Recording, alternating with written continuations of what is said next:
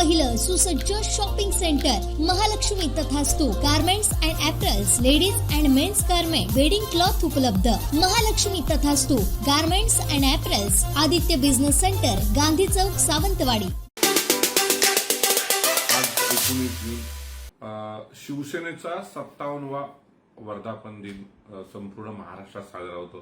खरं तर 56 वर्ष सलग एका शिवसेनेने हा वर्धापन दिन साजरा केल्यानंतर महाराष्ट्रात पहिल्यांदाच एकाच पक्षाचे 2 वर्धापन दिन साजरे होताना पाहायला मिळत आहेत. याचं कारण आहे, गेल्या वर्षी 20 जून 2022ला गेल्या वर्षी एकनाथ शिंदेने बंड केल्यानंतर शिवसेनेमध्ये उभी फूट पडलेली होती आणि यानंतर संपूर्ण महाराष्ट्रामध्ये एकनाथ शिंदेची शिवसेना आणि ठाकरे गटाची शिवसेना 2 शिवसेनेचे वर्धापन दिन साजरे करतात. 57वा वर्धापन दिन आहे. दोन्हीकडून खरी शिवसेना आपलीच असल्याचा दावा केला जातोय आणि या 57 वर्धापन दिन हा मुंबईत साजरा होत असताना उद्धव ठाकरे सेनेकडून षण्मुखानंद हॉलमध्ये हा वर्धापन दिन आज मुंबईमध्ये संध्याकाळी साजरा होतोय. त्याचवेळी गोरेगाव मधील नेस्को जो भाग आहे येथील येथे एकनाथ शिंदे जोरदार शक्ती प्रदर्शन करीत वर्धापन दिन साजरा करणार आहे. मात्र या सगळ्या घडामोडीवर उद्धव ठाकरेंनी काल महाशिबिर घेतलेलं होतं आणि एकनाथ शिंदेंवर कडाडून टीका केलेली होती. यामध्ये त्यांनी म्हटलेलं होतं 20 जून हा जागतिक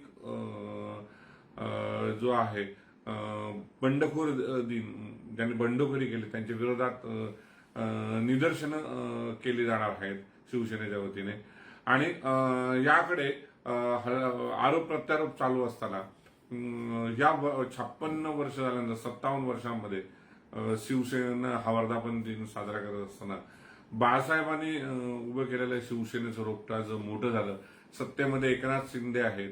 या एकूण 56 वर्षाच्या कालावधीमध्ये शिवसेनेमध्ये अनेक स्थित्यंतरे पाहायला मिळाली. 90 मध्ये जेव्हा छगन भुजबळ यांनी बंड केलेलं होतं, हे बंड 10 ते 12 आमदार घेऊन गेले होते. शिवसेनेतून एक आमदार फुटू शकत नव्हता. मात्र छगन भुजबळने त्यावेळी बंड करून काँग्रेसची साथ धरली आणि छगन भुजबळांवर झालेला हल्ला फार त्यावेळी गाजलेला होता. यानंतर कोकणामध्ये 90 मध्ये नारायण राणे निवडून आले आणि शिवसेना जी होती ही शिवसेना कोकणामध्ये पाहायला मिळेल. 95 मध्ये पुन्हा नारायण राणे निवडून आलेले. 95 मध्ये पहिल्यांदा युतीची सत्ता आली. यामध्ये मनोहर जोशी शिवसेनेचे पहिले मुख्यमंत्री झाले आणि गोपीनाथ मुंडे उपमुख्यमंत्री झाले. आपल्या 4 वर्षाच्या कारकिर्दीत मनोहर जोशीने चांगली छाप पाडत काम केलेलं होतं. मात्र फेब्रुवारी 1999 मध्ये मनोहर जोशीने राजीनामा दिला आणि नारायण राणे शिवसेनेचे दुसरे मुख्यमंत्री म्हणून विराजमान झाले. उपमुख्यमंत्री भाजपचे गोपीनाथ मुंडे राहिले. आपल्याला मिळालेल्या 6 महिन्याच्या कालावधीत नारायण राणेने फार मोठा ठसा उमटवला. एक कार्यक्षम मुख्यमंत्री म्हणून ते नावरूपास आले. परंतु लोकसभेबरोबर विधानसभेच्या निवडणुका घेतल्या गेल्या. नारायण राणेने विधानसभा बरखास्त केली, राजीनामा दिला आणि मुदतपूर्व निवडणुका घेतल्या. दोन्ही निवडणुका एकत्र आल्या. मात्र या ठिकाणी थोडीफार बंडाळी झाली आणि याचा फायदा नव्याने निर्माण झालेली काँग्रेस राष्ट्रवादी असेल यांनी घेतला. काँग्रेस राष्ट्रवादीने 135च्या दरम्यान मजल मारली आणि उरलेले 10-12 पक्षांच्या जोरावर काँग्रेस राष्ट्रवादीची महाविकास आघाडीची सत्ता आली. यानंतर 2004 मध्ये पुन्हा निवडणुका झाल्या. पुन्हा सुशीलकुमार शिंदे मुख्यमंत्री झाले आणि महाविकास आघाडीची सत्ता आली. यानंतर 2005 मध्ये नारायण राणेंच्या रूपाने शिवसेनेने एक बंड अनुभवलं आणि हे बंड फार मोठं होतं. राणे शिवसेनेतून बाहेर पडलेले होते. 5 जुलै 2005ला राणेने शिवसेना सोडली. यानंतर मालवणची पोटनिवडणूक लागली आणि नारायण राणे तत्कालीन शिवसेनेचे उमेदवार जिजू उपरकरांचं डिपॉझिट जप्त केलं. शिवसेनेमधून नारायण राणे जे आमदार बाहेर पडलेले होते हे सगळे विजयी झालेले होते. मात्र रायगडमध्ये जे श्याम सावंत होते यांना पराभव पत्करावा लागला होता. राणे महसूल मंत्री झालेले होते. यानंतर 2009 मध्ये पुन्हा महाविकास आघाडीची सत्ता आली. नारायण राणे निवडून आले, उद्योग मंत्री झाले.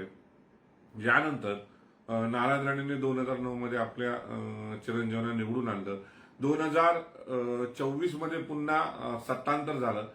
केंद्रामध्ये मोदी सत्तेत आले, नरेंद्र मोदी पंतप्रधान झाले आणि देवेंद्र फडणवीस हे मुख्यमंत्री झाले. भाजप शिवसेनेची सत्ता आली आणि यामध्ये कोकणाच्या दृष्टीने दीपक केसरकर हे सावंतवाड्यातून शिवसेनेचे तिकिटावर निवडून आलेले होते. वैभव नाईक कुडाळ मालवणून निवडून आलेले होते आणि काँग्रेसच्या तिकिटावर नितेश राणे हे कणकवलीमधून निवडून आलेले होते. भाजप शिवसेना युतीची दुसऱ्यांदा महाराष्ट्रात सत्ता आलेली होती. यानंतर 5 वर्ष फडणवीसांनी पूर्ण केल्यानंतर युतीमध्ये ते लढले, परंतु 2019 मध्ये सत्ता येऊनही भाजपला बाजूला ठेवत उद्धव ठाकरेंनी महाविकास आघाडी केली आणि शिवसेनेचा मुख्यमंत्री सत्तेमध्ये दुसऱ्यांदा गेला. म्हणजे तिसरा मुख्यमंत्री शिवसेना याचा हे उद्धव ठाकरेंच्या रूपाने बसलेला होता आणि हा बसल्यानंतर 2.5 वर्ष त्यांनी मुख्यमंत्री म्हणून काम पाहिलं. यानंतर गेल्या वर्षी 20 जूनला 22ला एकनाथ शिंदेने बंड केलं आणि हे बंड केल्यानंतर 30 जून 2022ला एकनाथ शिंदे मुख्यमंत्रीपदी विराजमान झाले आणि चौथा मुख्यमंत्री एकनाथ शिंदेच्या रूपाने हा शिवसेनेने बघितला. 56 वर्षाच्या काळात सत्तेमध्ये 3दा शिवसेनेला संधी मिळाली. 4 मुख्यमंत्री शिवसेनेत झाले.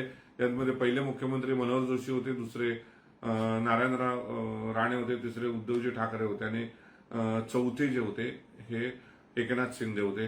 आता या सगळ्या 56 वर्षाच्या कालावधीत मुंबई महानगरपालिकेवर शिवसेनेने अनेक वर्ष सत्ता जी आहे ही उपभोगली आहे.